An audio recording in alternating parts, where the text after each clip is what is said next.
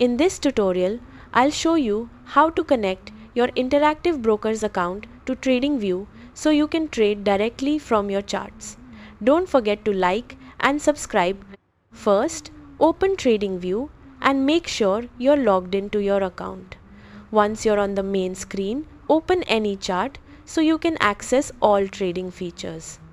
Now look at the bottom of your chart and click on the trading panel. This is where you connect brokers and manage trades. Inside the trading panel, click on all brokers to view the full list of supported brokers. Then search for Interactive Brokers or IBKR in the list. Once you find it, click on it and then press connect. This will open a secure login window.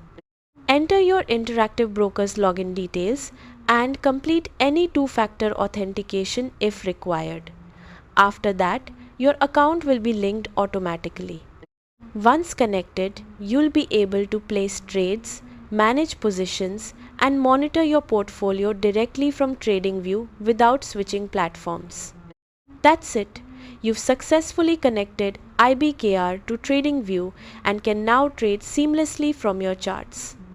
Subscribe for more TradingView tips and tutorials.